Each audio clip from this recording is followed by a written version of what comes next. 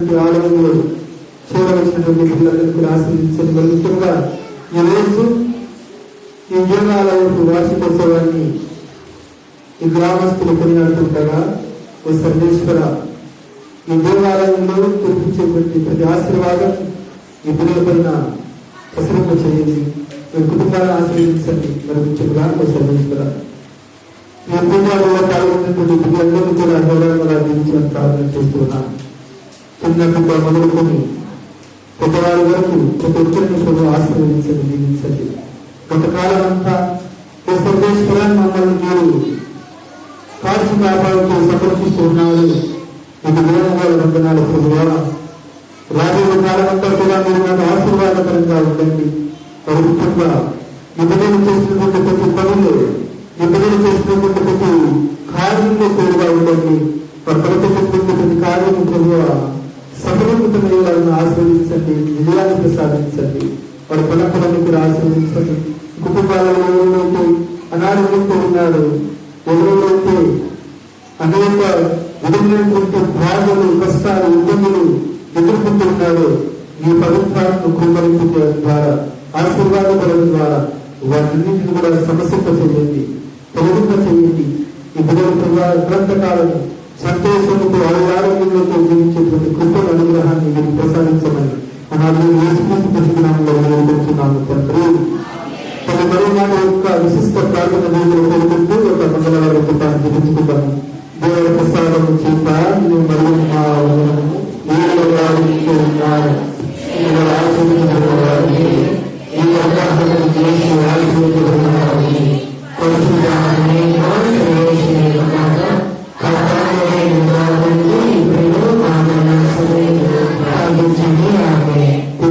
పుత్ర పవిత్రాత్మకు మహిమ కలుగునుగాక.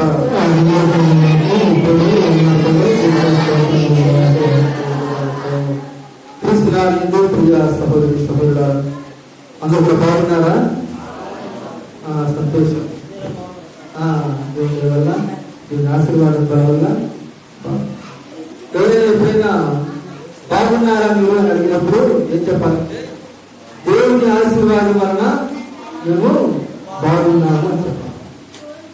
దేవుని ఆశీర్వాదం లేదా దేవుని దయ వలన మేమందరం కూడా బాగున్నాం. ఇప్పుడు అడుగుతాను, మీరు బాగున్నారా? దేవుని దయ వలన మేము బాగున్నాం. దేవుడు చక్కటి గురించి దేవునికి వందనాలు తెలియజేస్తున్నాము.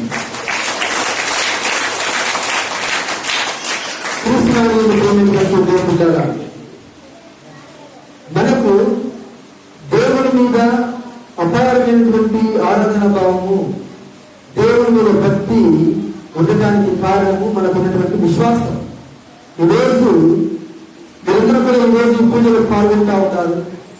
మీరందరూ కూడా ఈ దీవెనల పూజలో పాల్గొనడానికి ఎంతో ఆనందంతో దేవుని యొక్క శరీరాలను స్వీకరించాలి సప్రసాద రూపంలో అనేటువంటి భక్తి భావంతో ఇక్కడికి వచ్చారు అని అంటే కేవలము ఈ యొక్క విశ్వాసం. అవునా కాదు? ఇది దేవుని మీద విశ్వాసం ఉంది కాబట్టి, దేవుని మీద నమ్మకం ఉంది కాబట్టి మీరందరూ కూడా వేసి ఈ దేవుల పూజలో పాల్గొనడానికి వచ్చారు.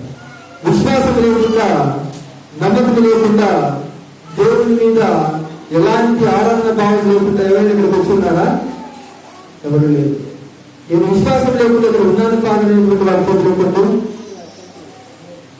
ఎవరు కూడా. ఒక మనిషికి దేవుని సాన్నిధ్యంలో అడుగు పెట్టాలి అంటే విశ్వాసం చాలా. మరియు నువ్వు ఇక్కడ ఉన్నావు, దేవుని ఆలయంలో ప్రార్థన చేస్తున్నావు అని అంటే అది నువ్వు అనుకోని వచ్చినటువంటిది కాదు.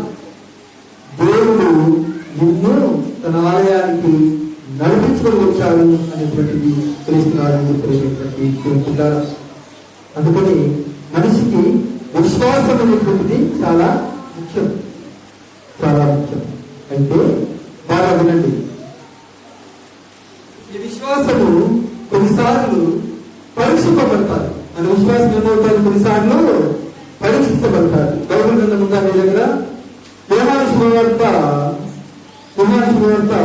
6వ అధ్యాయము 5వ వచనం చదవండి. యోహాను సువార్త 6వ అధ్యాయము 5వ వచనం. గట్టిగా నిదానంగా చదవండి.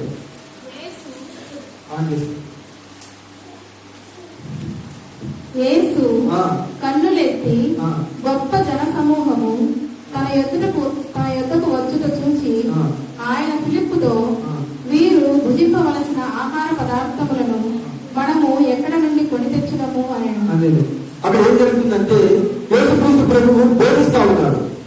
ఆయన బోధనలను ఆలోచించడానికి, యేసుక్రీస్తు ప్రభువు మాటలను వినడానికి జనాలు ఆయన ఎక్కడికి వెళ్ళినా కానీ ప్రజలు అక్కడికి తండోపతండలుగా వినేటువంటి వారు. ఒకసారి ఆయన బోధిస్తున్నప్పుడు గొప్ప జన సమూహం ఆయన దగ్గరికి వచ్చినప్పుడు ఉదయం మొదలుకొని ఆయన బోధిస్తూనే ఉన్నాడు. జనాలందరూ కూడా, ప్రజలందరూ కూడా వింటూనే ఉన్నారు. కొట్టిపోయింది, సాయంకాలం సమయం అయింది. అందరూ కూడా పంపి వెళ్ళారు. పొమ్మంటారు కదా, వీళ్ళందరూ ఉదయం నుండి ఇక్కడే ఉన్నారు. వీళ్ళందరినీ కూడా ఖాళీ కడుపులతో అన్నం లేకుండా ఆకలితో పంపవేయడం నాకు ఇష్టం లేదు. వీళ్ళకు భోజన సదుపాయం ఏర్పాటు చేద్దాము. వీళ్ళకి ఎక్కడ దొరుకుతుందా, వీళ్ళకి భోజనం పెట్టాలంటే ఆ భోజనాలు ఎక్కడైనా ఏర్పాటు చేయడానికి ఇక్కడ కుదురుతుందా అని ఆయన ఎవరు అడుగుతాడు? ఫిలిప్పుగా అడుగుతాడు. అబ్బా చదవండి అవాక్యం 6:5. యేసు కన్నులెత్తి గొప్ప జన సమూహమును తన యొద్దకు వచ్చుట చూసి ఆయన ఫిలిప్పుతో, వీరు భుజింపవలసిన ఆహార పదార్థములను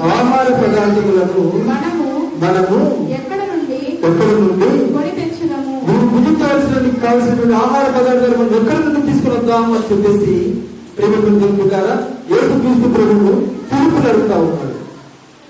యేసుక్రీస్తు ప్రభువు స్వయాన ఆయనకు తెలియనటువంటి విషయము ఏదైనా ఉందా అంటే లేదు.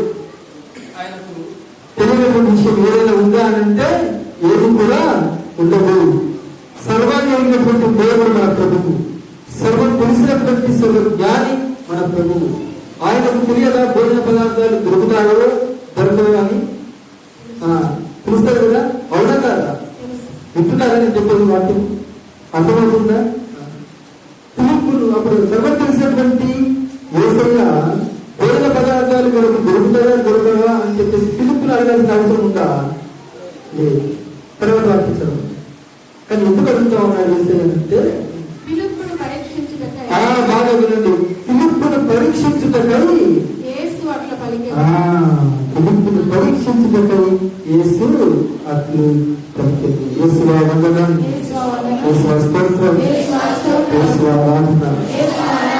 అట్లా అక్కడ ఏం జరుగుతా ఉందంటే, యేసుక్రీస్తు ప్రభువు అక్కడ ఉన్నటువంటి ప్రజలకు భోజనం ఏర్పాటు చేయాలని చెప్పేసి అడిగినప్పుడు ఫిలిప్ అంటాడు కదా, ఫిలిప్పును పరీక్షించడానికి యేసుక్రీస్తు ప్రభు మాట అంటారు.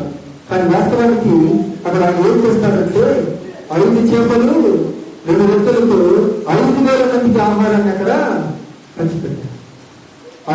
5 రొట్టెలు 2 చేపలు 2 చేపలతో ఆయన ఎంతమందికి ఆహారాన్ని పంచిపెట్టారు? 5,000 మందికి ఆహారాన్ని పంచిపెట్టారు. యేసుక్రీస్తు ప్రభువుకి తెలుసు ఆయన అక్కడ ఒక అద్భుతం చేయబోతా ఉన్నాడు. యేసుక్రీస్తు ప్రభువుకి తెలుసు అక్కడ గొప్ప కార్యము జరగబోతా ఉంది. అక్కడ ఉన్నటువంటి ఏ మనిషి కూడా ఆనందంతో ఉండకూడదు అనే విషయం ప్రభువుకి తెలుసు. కానీ ఎందుకు ప్రశ్న వేస్తా ఉన్నాడు అంటే, ఫిలిప్పును పరీక్షించడానికి యేసుక్రీస్తు ప్రభువు ఆ ప్రశ్నను అక్కడ ఆయన చేస్తా ఉన్నాడు. అప్పుడు ఫిలిప్పు సమాధానం చెప్తాడు. ఏం చెప్తాడు?